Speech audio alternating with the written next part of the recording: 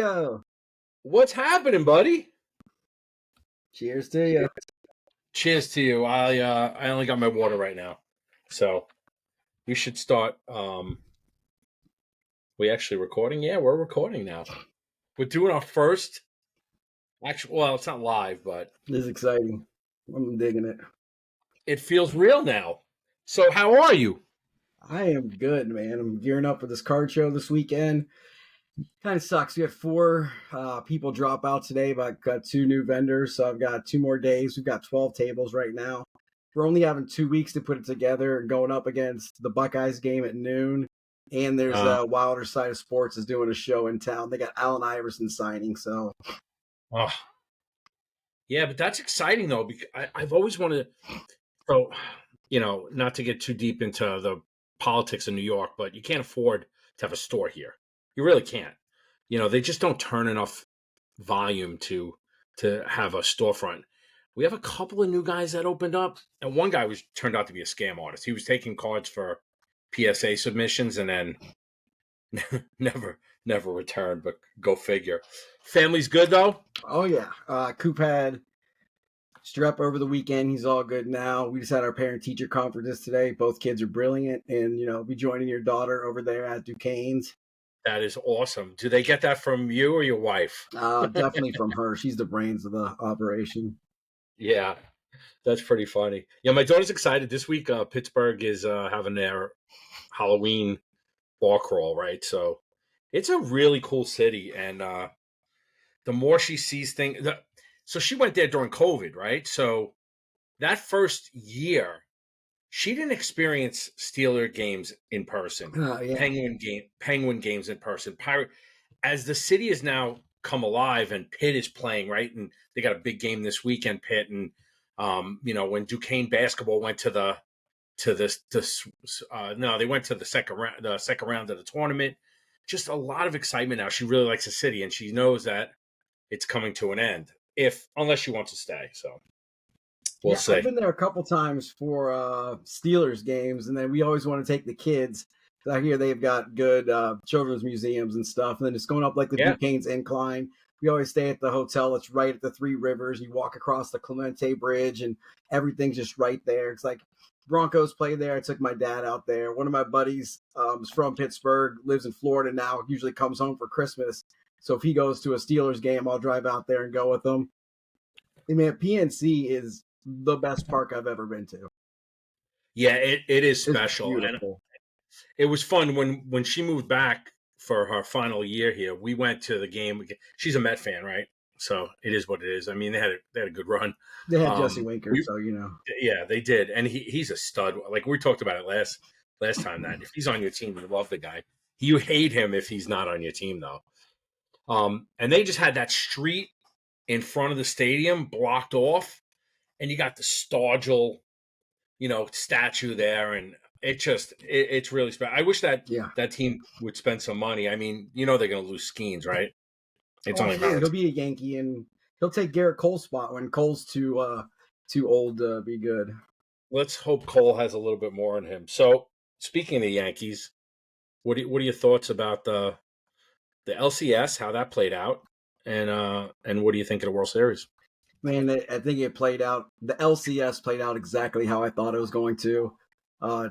Dodgers and Yankees, the two best teams. You got the two MVPs on the squads, and the Guardians. They put together a good run, and I almost feel like Detroit could have got by. I think Philadelphia could have beat the Dodgers. I really thought the Padres were going to, but after once you got to the Mets, it was like, hey, Alonso had a home run. Like you won like 5 straight series on your last at bat. Like the luck was gonna run out.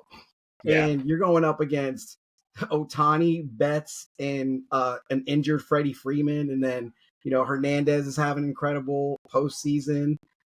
I've always loved Gavin Lux because he's like the 4th most graded baseball player ever because of his 2020 card. Do you remember that? God, oh my God! Gavin Lux. It was him and Luis Roberts that year. Yeah. And I went bananas. So that year, I don't know why I was hitting the SPs, right? The Robert rookie card SP flipped out right away. And then Lux, you're right. I think I have so many Lux cards. I got to tell you, I couldn't even sell them on District. Yeah. I can't move them. I'm trying to move some. How to pronounce his last name? Paje, Andy Pache? Paje. No, not Christian Paje. It looks like Pages. Oh, yeah. The dude who hitting monster home runs. Yeah, I Yeah. got one of his. Remember the 206 Oh, yeah. tops? But this is one of those insert back. It's about a $20 card. So anyway, I agree. I think the Mets were about to run out of luck. I wasn't afraid of the Guardian. I'm going to say Indians too. The Guardians as much as I was. By the way, the reason I say the Indians is my brother, ironically, lives here in New York, is a Browns and an Indians fan or a Guardians fan. It's unbelievable. Those two sports. But other than that, he's a Nick. He's a Nick. And I mean, growing up in Ohio, it's been the Indians my whole life, and it's still I try to call them the Guardians, but the Indians slip out every once in a while. And fun fact here, Vito. Let's hear it. So my kids play in our local youth sports like baseball and softball. Well, so they bought the rights to the Cleveland Indians 10 years ago. So they still call the teams the Cleveland Indians because they can't call them the Guardians because they bought my daughter was on the Cardinals, my son was on the Dodgers. The other team was the Indians because the team bought the naming rights, or the league did, and they can't buy the Guardians until that runs out. So they're still calling the Indians. That's fantastic. For youth baseball in Westerville, Ohio. That is funny. So you mentioned Freeman being hurt, and it's interesting because when you think of, I guess my question is, does Stanton stay hot? Does Soto? Well, Soto stays hot every time. Does Judge get hot? And are those three better than the Freeman, Betts, Ohtani trio? I think Garrett Cole's got to win 2 games. Absolutely has to win. Maybe even game 7, pull a Max Scherzer where you come in the 5th inning or something like that. He is absolutely the best pitcher, healthy pitcher, because Ohtani's really good too. In this World Series. I think this might be the highest scoring World Series ever. I mean, the hitters are just absolutely dominant, and I feel like the pitching is okay. I mean, I'm a big fan of Luke Weaver from the Yankees. Yeah. I don't even know who the Dodgers closer is, honestly. Walker Buehler. Actually, Walker Buehler's dad has bought 5 Walker Buehler cards off me. Really? He's a huge Walker Buehler collector, but I love Walker Buehler. I've got a big collection. But gone are the days of Clayton Kershaw blowing it, David Price, Kenley Jensen, these other guys like Urias. I mean, you're trying out Jack Flaherty in game 1. Yeah. I mean, come on. I still think the Dodgers are more talented hitting, although the Soto, Judge, Stanton. Don't they have, what's his name on that team too? He was on Tampa Bay last year. Or is he hurt? The pitcher. Glasnow? Glasnow, yeah. Oh, yeah. Glass. Sorry, right? Glasnow's phenomenal. Let me pull up my ESPN while we're talking. Yeah, it's funny. I have mine open too. I've got my YouTube on over here. I'm in a break with Buck City Breaks. They got 1 spot left to fill. It's a 6-box mixer, 2 gold standard, 2 luminance, and 2 elite. 2024. So of course, I'm chasing Bo Nix. So you're a much bigger football card collector than baseball, right? Or yeah, I would say much bigger, but they got Michael Kopech too, and Yamamoto. Yeah, they got Kopech. Blake he pitched. I guess they are all right. But it is cold, right? I'm very baseball. My wife will opening that with me, and same with football. I'll collect mainly just the Broncos, but in baseball, I'll collect players I like as well, like the Reds. But I also collect Bryce Harper, Cody Bellinger, Mookie Betts. Nick Castellanos isn't a Red anymore, but I still like collecting him. But for me, it's even when the Broncos leave, you have to have a Broncos jersey on for me to want to collect your cards for football. Yeah, my national shirt from Atlantic City. That's the Jackie Robinson one, right? Yeah, that's because it was number 42 that year. Yeah. No. So when you think of football, flip back to football for a second. The first place teams, who's for real and who's not, right? You got the Bills, the Ravens, and the Steelers, and the Texans all at 5-2. I'm not going to talk about the Chiefs; they are for real. But of those 5-2 teams, who's the real 5-2 team out of that? Baltimore. And Yeah. Lamar just goes out and throws 5 touchdowns and almost 400 yards versus the Buccaneers. I mean, Derrick Henry's running like he's Adrian Peterson in his prime. I mean, they're just spreading the ball around. They got like Zay Flowers, Mark Andrews, Isaiah Likely. Like I can't even name the receivers, but Lamar's just so good. The Steelers are not a good football team in my opinion. The Bills are just a step away. Maybe if they get home field advantage. The Texans, absolutely legit.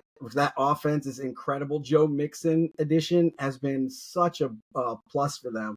Huge, yes. And then they say the Chiefs, and I was talking to Garrett about it, and like, man, it's the defense because right now I'll tell you, Bo Nix has more passing yards, more rushing yards, more touchdowns, and less interceptions than Patrick Mahomes. Wow. Bo Nix does. But the Chiefs are undefeated, the only undefeated team left, in first place by a lot. And the Broncos, where are they sitting right now? They are 4-3 in second place with Carolina coming up this week, so that should be a W because they got Bryce Young. So you got Denver potentially going to 5-3. Kansas City, they had a bye already. So who does Kansas City got coming up? They have the Raiders. And they're playing Gardner Minshew. They're at the Tom Brady owned Raiders right now. In the NFC, it's pretty. I still think the Lions are the best team at 5-1. The Vikings are 5-1, but they just took a loss to the Lions. They just don't do it for me.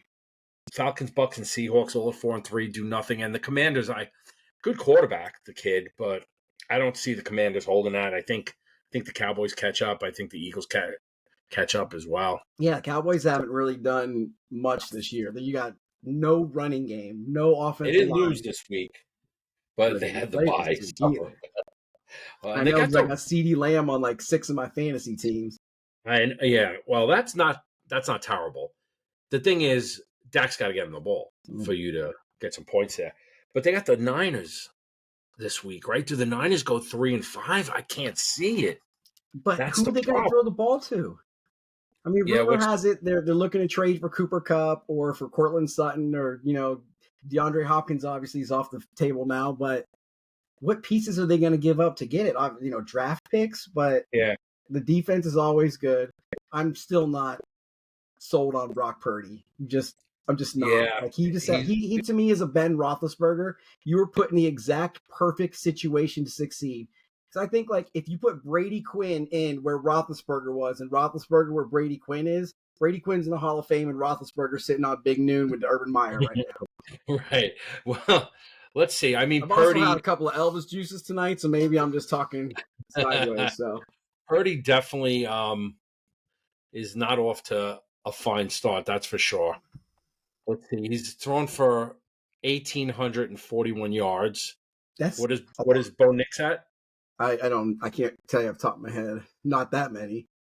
He hasn't even had a 300-yard game yet, but he's got a lot of rushing yards and a lot of rushing touchdowns too. Yeah, his quarterback rating 61 though, Purdy. Yeah, he had 1,246 passing yards, 5 touchdowns. Yeah, Purdy's thrown interceptions this year, which is not.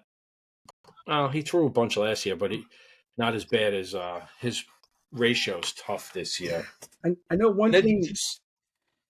What were you saying? No. One thing you had mentioned in our text message earlier was talking about busts. And something I wanted to say was we were at the National this year. We went out to dinner with our owner, huge Vikings fan. We made a 100 push-up bet. Who would have a better year, Sam Darnold or Bo Nix? This is right after. I think this was even before JJ got hurt. I'm not really sure. It might be just after. So far, it's pretty close, but you're going to give it to Sam Darnold just because the record. But then it makes me think, okay, how many teams wrote this guy off? Like he was a Jet. Oh, yeah. He was a Panther.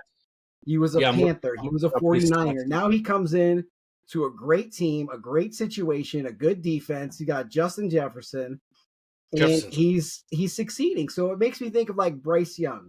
People writing him off, saying how terrible he is. Then Andy Dalton comes in for one game, does really good, and he's been terrible ever since. It's like that might be like the worst roster. That roster's worse than the 0-16 Browns. It just is. Yeah. Chuba Hubbard's really good, and that's about it. Yeah. And you're right. I mean, I think it's safe to say Daniel Jones is not a good quarterback, though. Yeah, but yeah, oh, absolutely. They need to put Drew Lock in. But if say you put C.J. Stroud in Carolina and Bryce Young in Houston, I think Bryce Young's very successful. I mean, I have no idea. I'm just some guy talking to you on this internet stuff, but that's just what I think. Like C.J. Stroud would be not as good as he is now, and Bryce Young would be. Yeah, I mean, does Brady win all those titles if he has a different coach? I don't know. And he was. This is I think my favorite stat is he was never once a top 10 paid quarterback. Yeah, that's unbelievable. It's like, I got enough money, pay these other guys. That's why they could win so much. Then you can look at Joe Flacco, who wins the Super Bowl, signs the biggest contract in history, and doesn't do anything again until he goes to the Browns in retirement. Do you think, talking about these contracts, do you think someone does what they did with Ohtani with Soto? They try to do the same type of thing because he's going to command big bucks. Yeah. I mean, it's not going to be $700 million, but it's going to be 5.5. Is he willing to do something like that though, too? Right? That's the other thing. I didn't feel want like to get from Washington. I don't know him. I've never met him before, but that's a lot of Bobby Bonilla money out there. Yeah. And if you're gonna get it, you're gonna get it either way. Like if I had $100 million right now, I'd have enough money. You just take the other 6 and put in some index fund so I can own islands in like 10 years. Oh yeah, people. There's financial people that say there's no difference between 300 million and 30 million because if you're smart enough with 30 million, you'll know how to use it the same way. So did you see that the Jets old coach got a job? I did not. Robert Saleh. He was hired in, I don't know what this is called, but it's a fluid role with the Green Bay Packers. So Robert Saleh got a job. I wonder if that ruins his contract if he signs another job. I'm sure it does. Kind of like severance pay when you leave your job. Yeah. So Robert Saleh joins Matt LaFleur in a fluid role. So did they have a history together? Do you know? He said they're friends. He had he credited Saleh for helping him break into the NFL. So Saleh helped him at one time. And I think but to be offense, he's going to help with the offense, which is odd because he was a defensive guy with San Fran. But I guess he has to know the offense if he was a head coach too. So, well, did you see also in Cleveland, Stefanski's giving up play calling to Ken Dorsey? Really?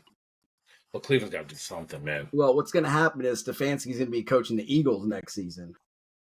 Yeah, that's another team that just fell out of love with their coach. I think Dallas is going to be looking for a head coach too. Belichick. I always thought he's waiting in line for the Giant role, but really, I thought so. Let him come back to Cleveland, back to his roots. Yeah, that would be his roots.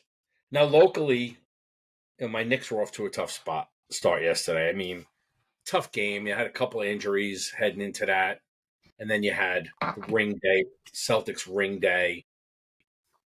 Defending champs, just a new Knick team kind of trying to gel together. But the Celtics broke the record for most threes, I think, in their franchise history.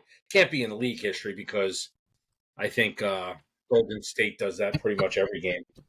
But, yeah, so the Knicks were off to a tough start, but they'll be all right. But my Rangers, and that's why I'm sporting my Rangers cap today, have not lost yet. 6 games, 5-0-1, I think.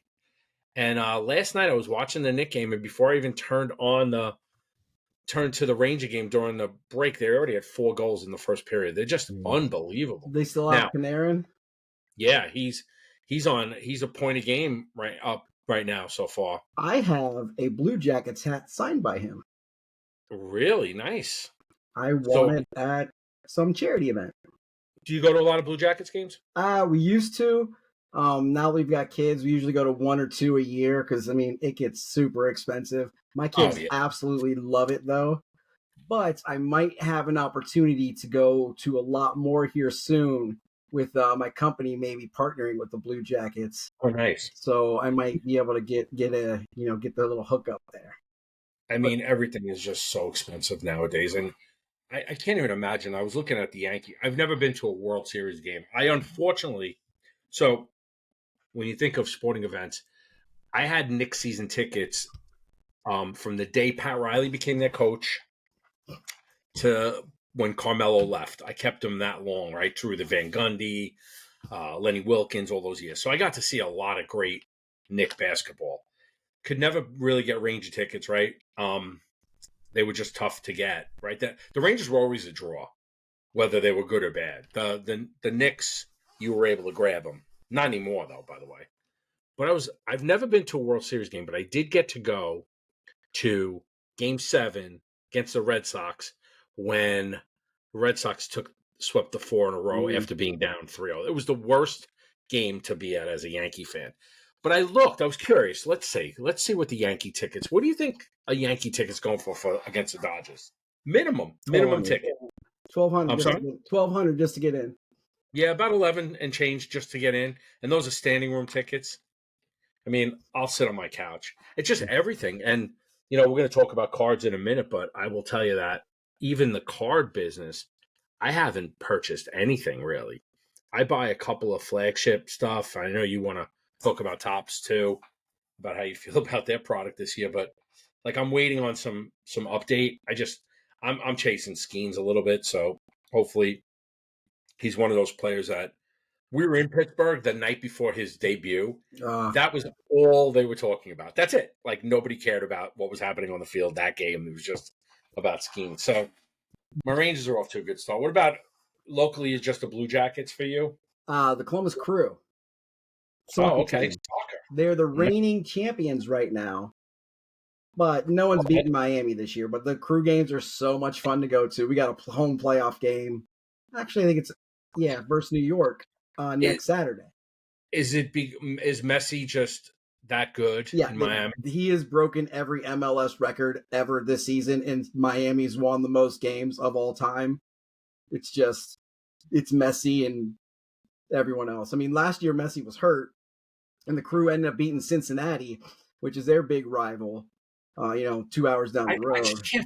I can't figure soccer out, right? Like, there's the New York City Football Club, and then you got the New York Red Bulls. I mean, they're just in the same division. I just can't figure it all out. But you were talking about the cost of things, man. I'm going out to Denver with my buddy who's a Browns fan in December for the Browns-Broncos game. We're down on like the 40-yard line, maybe like 15 rows up. So we spent $300 plus on a ticket. Plus then you're talking about $300, $400 on airfare. Then 3 days in a hotel. Then you need to have a rental car. And then you're going to take in sights while you're there. I'm probably looking at a $1,500, $2,000 trip. Without a doubt. Easy. But it's once in a lifetime to go with my best friend out to Denver for a weekend. So I'm going to do it. But still, next year when I want to take my kids out there, it's going to be $4,000 or $5,000. I can go to Aruba for that cost. Right, exactly. I mean, and are you planning on national next year? Yeah, as long as I'm working here, I'll be there every year. Well, you got a good gig, right? They like you.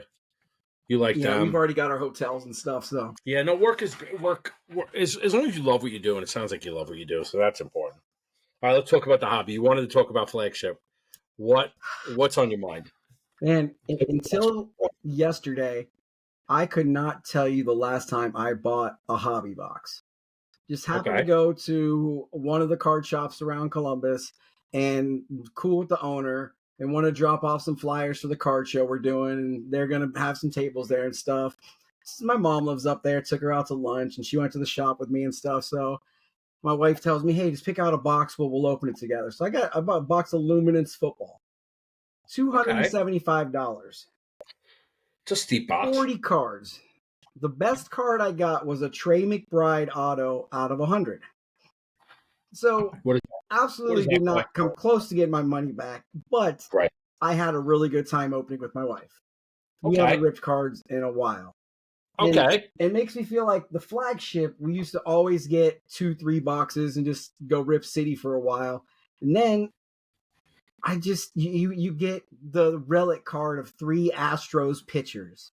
Or, the 2020 was awesome. I got so many short prints. And since then, I just haven't. And it seems like Topps and Panini, like now they're printing the products that are in Chronicles that used to just be Chronicles are now hobby boxes because, Fanatics is taking over. So they want to make as much money as they can while they can.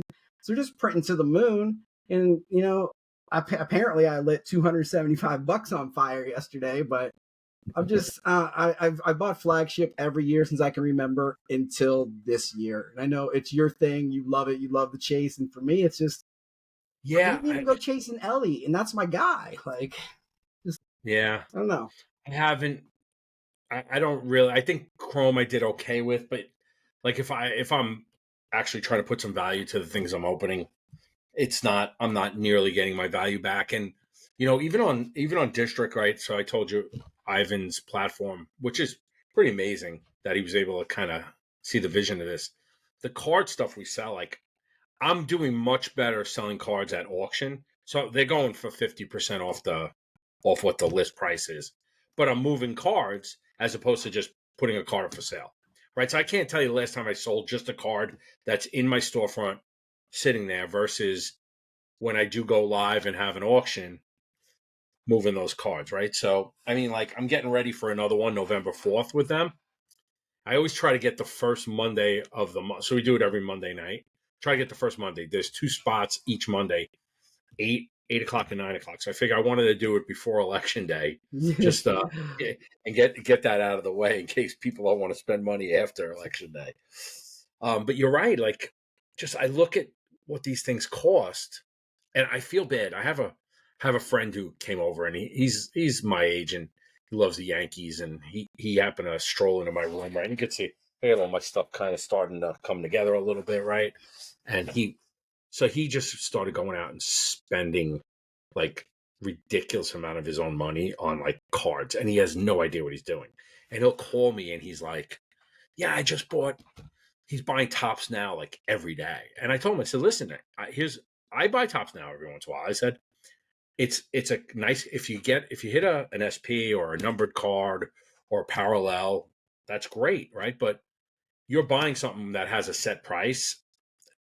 Unless the print run is so small and something with that player changes, that value is really just you having that collection. It's never going to really be a super valuable item, right? So he does not understand this. And I mean, he called me the night the Yankees won. He's like, "Can't wait for Tops Now tomorrow." And I'm like, "Yeah, just I don't know, man. I don't want to tell you how to spend your money." But I think what Tops is doing with the autographs is absolutely genius, though, by them. Yeah, instead of saying, "Hey, we're going to sell this card, at 6 o'clock for $2,000," it's right. Everybody who buys one for $12 gets a chance. Basically, you're buying a lottery ticket for a Caitlin Clark auto, or for now they're going to have a LeBron and Bronny card, up for 2 days, and then you're basically trying to get a lottery ticket autographed for $12, and say the print runs 200,000. You have a 1 in 200,000 chance at $100,000 card, $10,000 card,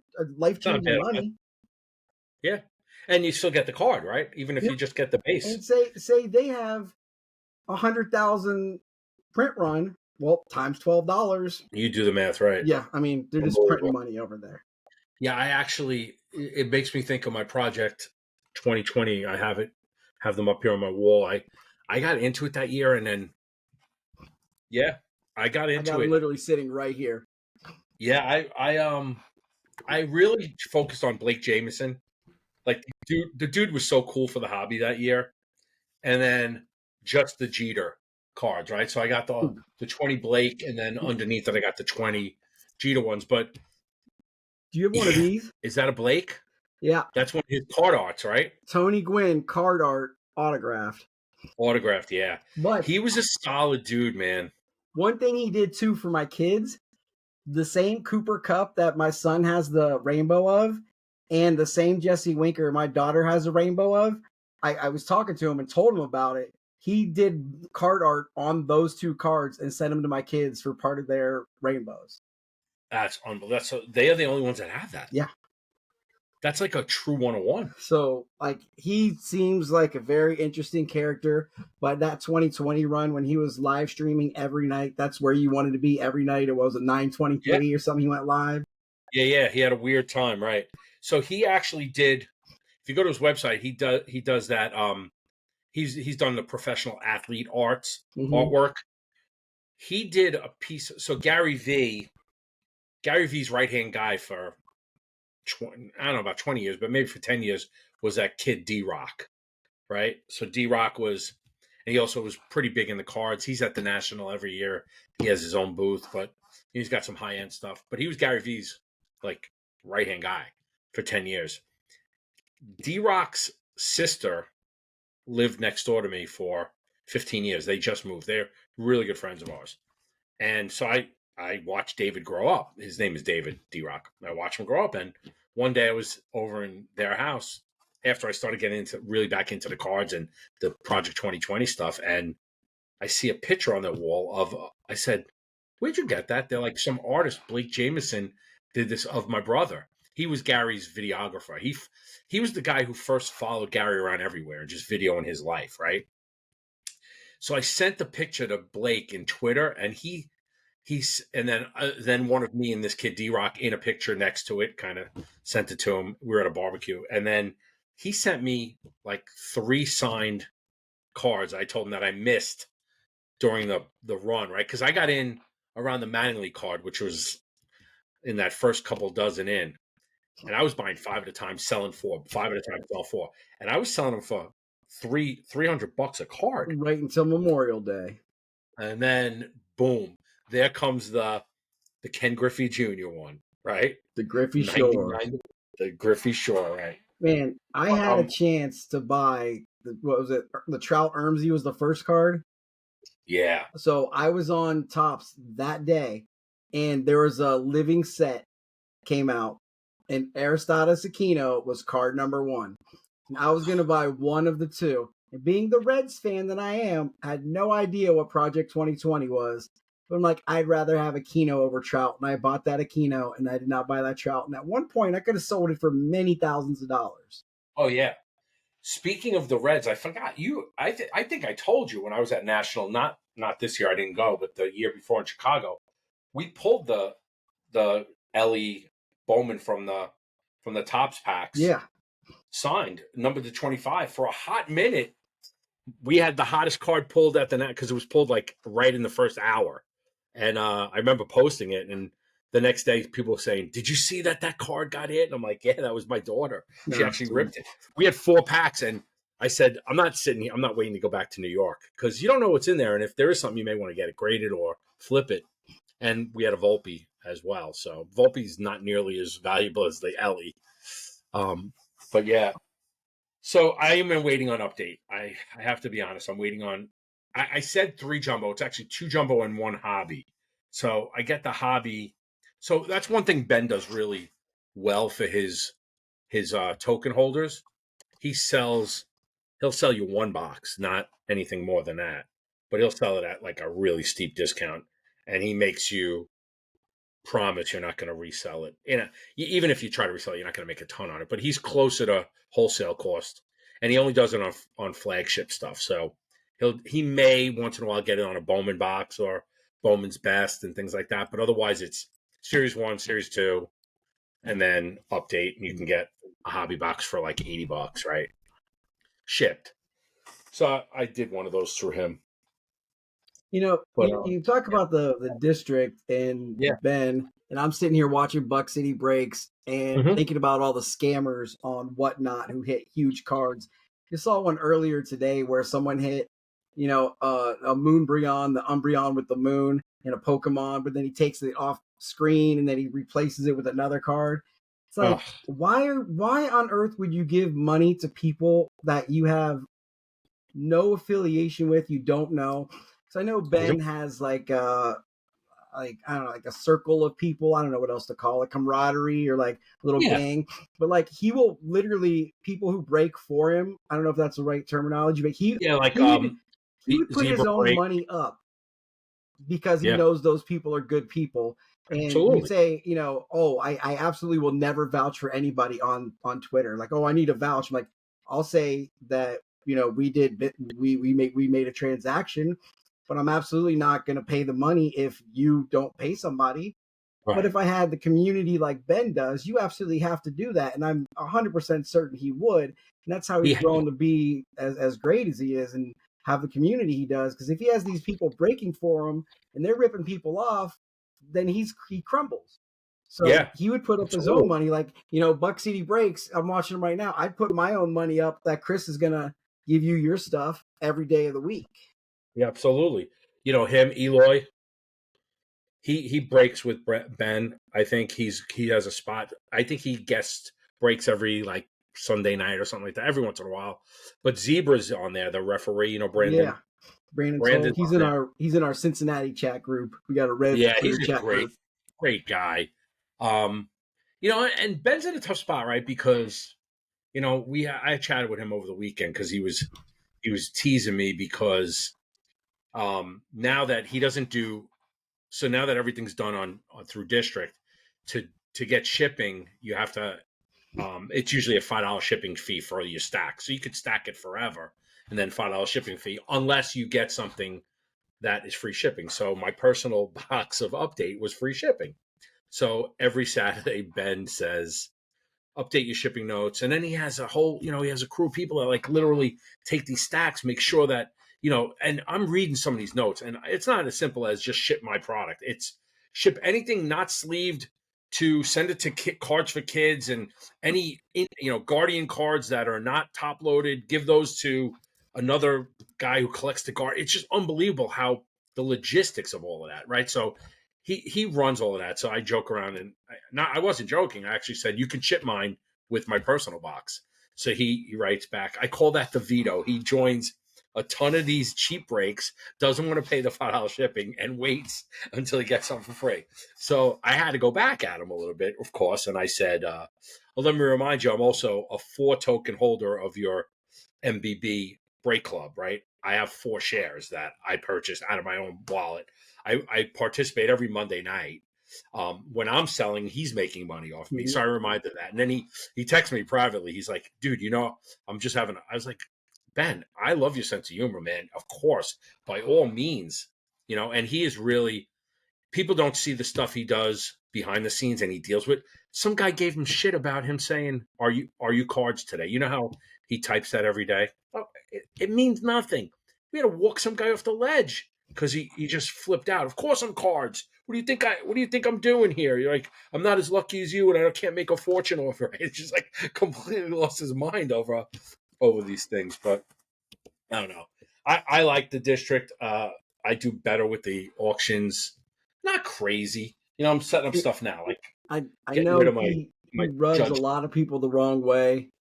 Um, Makes the snide comments, the jokes Yeah, and but you have stuff. to you But have to he know. got like for what he does for other Absolutely, people, and I mean, we're all human beings just trying to get by. Like he's really absolutely. good for the hobby. He does a lot of great things. Doesn't bother He me any. I think yeah, he just is he's so he successful, and people are mad about it. yeah, the people are mad about it, and you're right. He has a very good, he has a witty sense of humor, right? He's really fast when he's on camera, and you have to appreciate that stuff. And I do, and I think people expect that you get everything for free because you join like his break club. It's a business, right? Like, hey, I made the commitment to buy 4 tokens because I believed in it.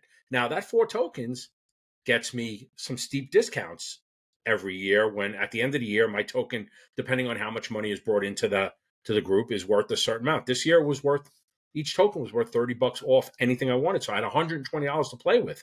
I joined a couple breaks, I got some boxes, had some stuff sent for free. I mean, that doesn't come easy managing that, right? And then you're always going to have that one person that joins a break and doesn't hit the 101 Otani autograph and is going to lose his shit. So, but a couple of new things coming out. What do you collect soccer? I don't. My son has really gotten into just liking Ronaldo and Messi. So I bought him a couple. I mean, he's 5. I'm not What's buying him interesting? huge stuff, but we've got like 10 cases of that Copa America sitting at work that we bought at the National, and I'm pretty sure we're gonna rip one next week. But I enjoy opening it, but not with my money. When I was in Italy to visit my daughter for school, I was just had the urge, and they were selling soccer cards, so I bought a couple packs there, right? But yeah, today Topps Chrome Club Chrome came out.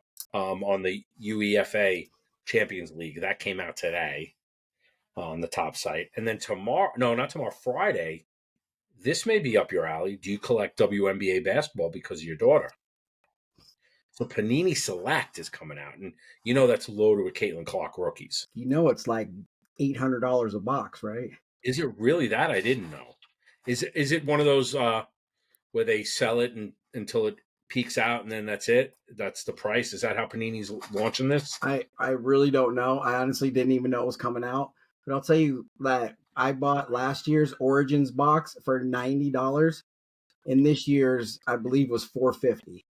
It's absolutely the Caitlin Clark effect. Like, so we have a lot of WNBA cards, a lot from 2020 to now. So I have a feeling like my daughter's going to be rolling in the money here in like 2 years, because right now you got the Caitlin Clark effect. Next year, Cameron Brink's coming back. Paige Beckers from UConn's going to be out there. The sport's growing. Yep. Like I watched that Game 5 of Liberty in Lynx. I watched the end of it. Yeah. It was one of the most ugly WNBA games I've seen. Like, but it was so entertaining. Like I couldn't turn away, and it was going up against the NFL too. Right. Well, the women are more fundamental than the men. So yeah. I mean, the Celtics last night, 30. What are they? 29 threes. It's absurd. It's just not the way the game's playing now. The end of the month, you got a couple, and you should know. You obviously know this because you're in the business. But Allen and Ginter, do you buy a lot of Allen and Ginter? I don't. I stopped with Allen Ginter. I just never got into those oddball cards. I don't know why. I don't like Goodwin Champions. I don't like Allen and Ginter. I don't like Heritage High Number. I don't like Archives. It's just not for me. I mean, it's for you. It's for anyone who's going to watch this later. Yeah. Great. Good for you. I hope you like it. But what I really want, I'm into this Kakawile stuff. Like, I got the hobby box at the National, and then you had a 1 in 3 chance of getting a silver pack, and I happened to win a silver pack, and Harry Potter's the chase guy. And well, guess what? I let my wife open it, and she got a Harry Potter. Wow. And so now they just came out with the WB cards. I mean, like the Warner Brothers. I mean, it's just right back to our childhood, man. Like Tom and Jerry have cards, Bugs and Babs, and Daffy Duck. How do you organize all this stuff? Like, I'm trying to figure this out now, and I can't figure it out. I'm not going to lie. Can't figure out how to organize. Do I organize by team? Do I organize by set? Do I organize by player? I don't know anymore, right? Like, I have so many different boxes. I'm in your same position. What I currently do is I have my Broncos and my Reds separate, and then they're organized by player. Then everything else is just by sport. If you're a basketball, you're in the basketball box. Your football, you're in the football box. Your Pokemon, you're in the Pokemon box. And that's just...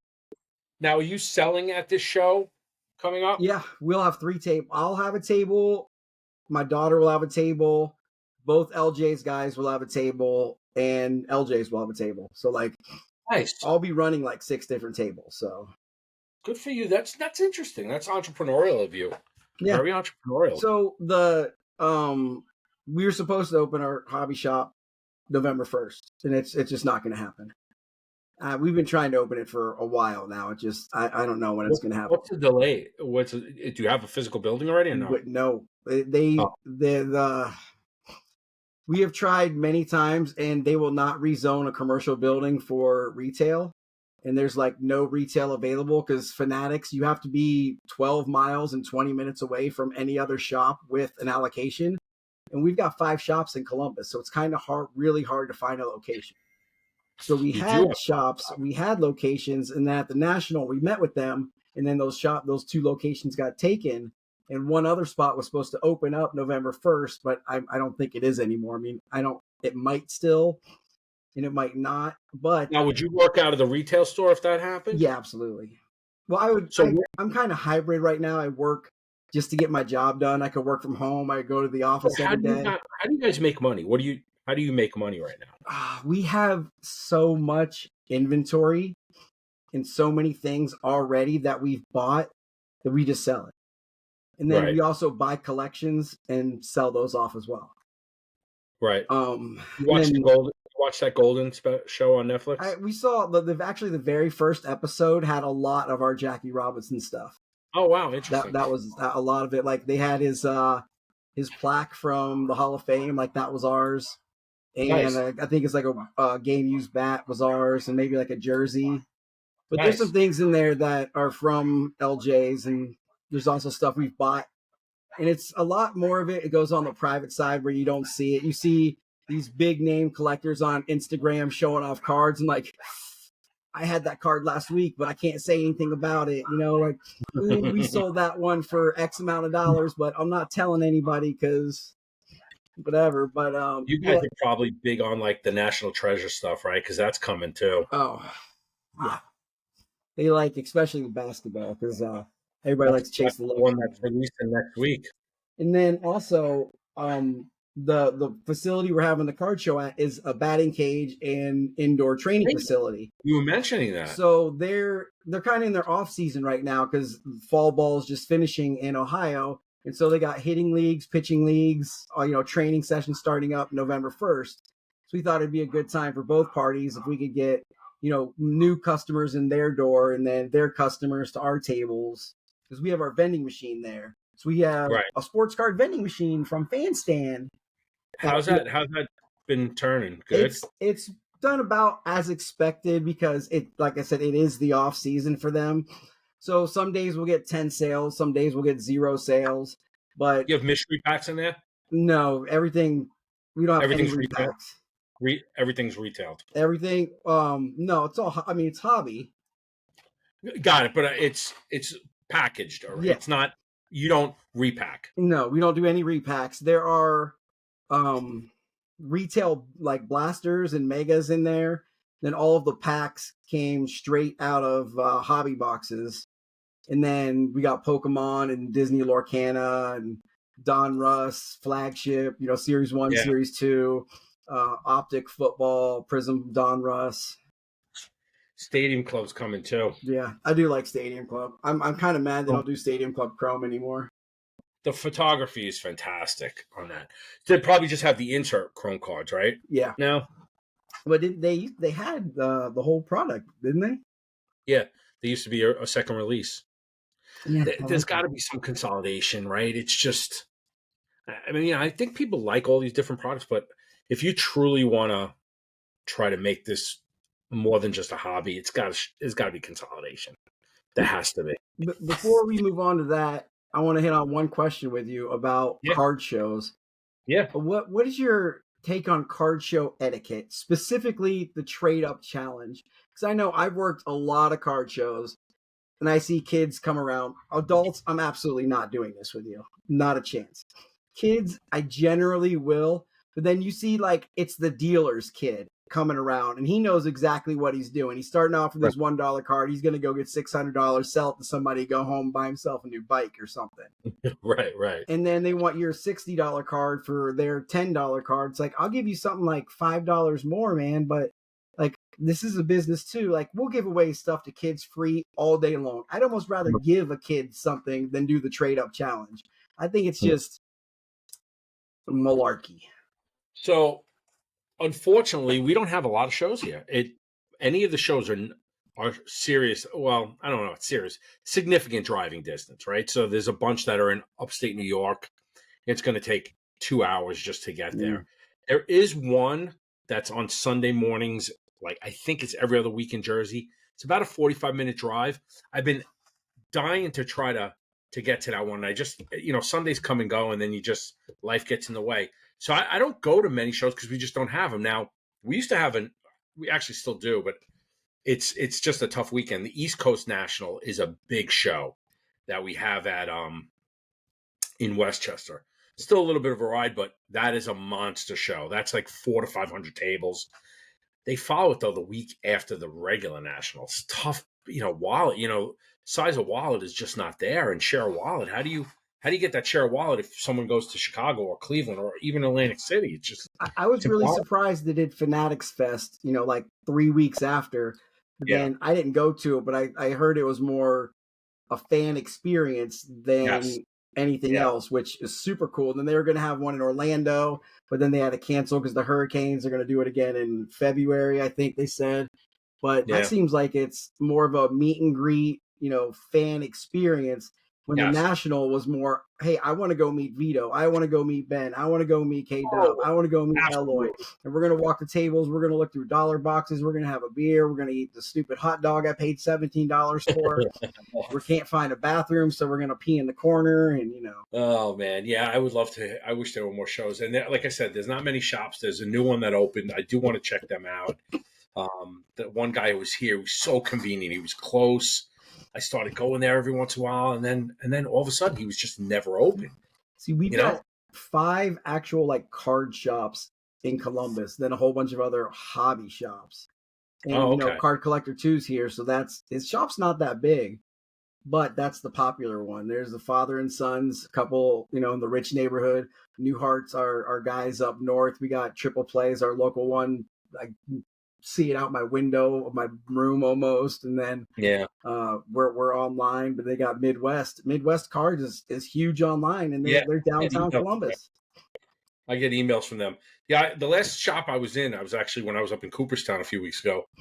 It was like there's a bunch of guys that sell cards in there, right? And I got to tell you, some of the prices were really good, but then some were truly like I needed something from the top store. Like I wanted to get Chrome, and it was by Dave and Adams. So it was Topps powered by Dave and Adams.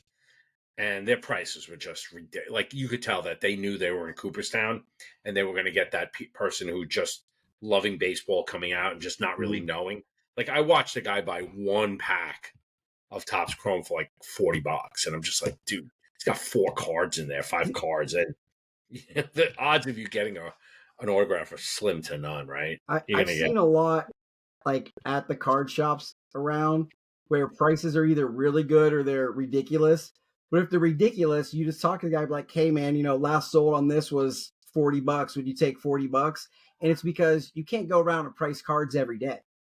Right. You might have a section that hasn't been priced in 2 weeks, and all of a sudden Lamar Jackson's your MVP. That card went up $100, but I have 30,000 cards out here that I just can't get to because I don't have the manpower. So to me, it's also, hey, I go into my card shop and wow, that card's way overpriced. But then if you go talk to the guy about it, like, oh yeah, you're right, it's way overpriced. I priced that, a month ago. Or, I know they at the shop up here, they change their wax prices every Monday.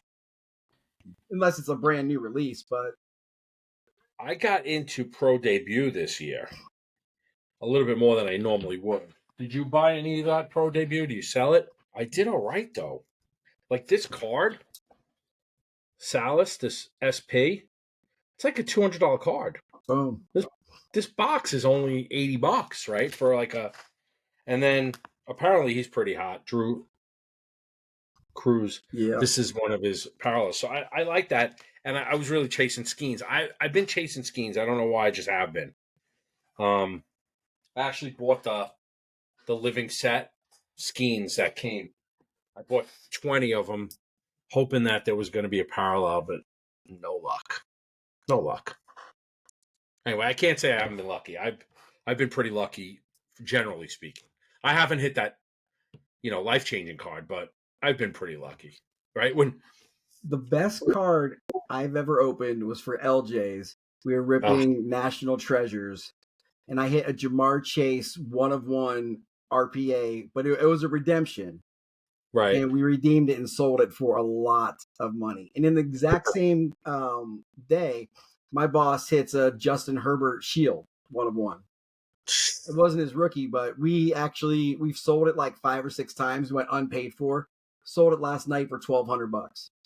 Wow. That used to be like $8,000. And we had a Wander Franco out of 5 Bowman First auto. BGS 9.5. At one time, that was a $500,000 card. It sold for $800, and I was surprised it went for that. I'm surprised it went for that too. Yeah, I don't know what to do with my Wanda collection. I got a bunch graded. I don't know what to do with it. I may just, Ben Engler, 1,200 mile cards. Yeah. He and I did a trade back when Wander was really good. I traded him my Ohtani Heritage Purple rookie PSA 10. And he traded me a Wander Franco purple, Bowman Chrome first, PSA 10. Oh God. Yeah, his card's worth about $1,200 right now, and I think I got like 60 out of mine whenever I sold it. But Ben's happy with it. At the time, it made sense, but now it's just like, oh, why'd I do that? Yeah, I mean, I sold a PSA 8 Jordan Fleer rookie for like $1,800 years ago. I've got a 6.5 sitting downstairs. Yeah, it was an 8. I have the highest graded card that I think has some value is at a 10 would be the highest card. I'm trying to explain it. So I don't have a 10. I have an 8.5, but the Jeter SP, his card. Now that at a 10 is hundreds of thousands of dollars, but at an 8.5, it's not even thousand. I don't think. Just speaking of Jeter, I want to talk real quick about something we did at LJ's like 2 months ago. We went out and we went to our local card shop and we found a bunch of like 99, 2000, 2001 Bowman Chrome, Topps Finest and stuff. And we just ripped it. And they were like $80 to $100 a box. We probably spent $1,000 on like 3 days worth of fun. And then we get all these Barry Bonds SPs and we got David Ortiz rookies and all these Jeters and McGuires and stuff.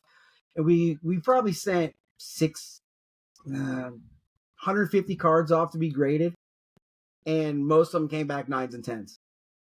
And Think about it, we bought products from 1990 or 90 in the 90s and 2000, 20 some years ago. They came back 9s and 10s, and it was like the most fun rip I've had because that's the heyday of my baseball loving careers when I was a teenager and stuff. And it was incredible, man. If you get a chance to open something like that, just do it.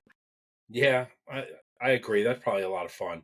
Sometimes you see that when you're out, like especially when I was in Cooperstown, they had some old stuff, but again, you're paying for that touristy trap, right? Mm-hmm. So if you could find it, it's probably a fun rip. You're right.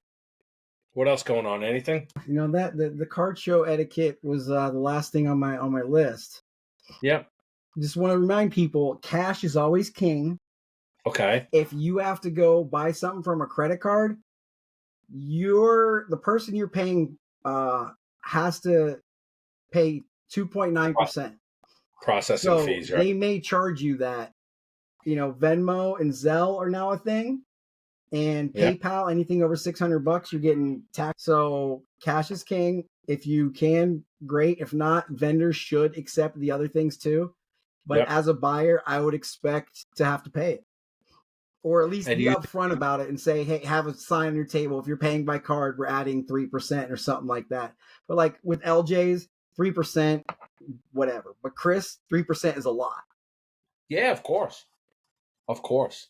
Yeah, so I'm just getting ready for an auction. And then this weekend, hopefully we'll have a Yankees at least split in LA. But hopefully take 2, which would be unbelievable if they can do that. That'll be tough.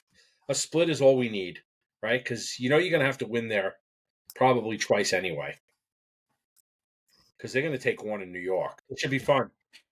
Well, this was cool. Yeah, and next time we can talk about the card show, how it went. So absolutely, and I want to hear about the car show, and I want to hear. We'll talk about obviously where we are with our teams, and we'll try to finally go live, right? I'm sure some people would love to be able to join us. Yeah, this is really cool. I like this new platform. I've never used it before, but cool. I dig. And I'm actually I can upload right from here, right to any one of the streaming services, including Shopify podcasts. If we not Shopify, Spotify. Oh, nice. At Shopify on my mind. I don't know why. All right, man. Well, have a great rest of the week. I'll talk to you online. Appreciate your time today. All right, man. I'll let you know how the show goes. Thanks, love doing this with you. Thanks, Chris. Have a good night, man.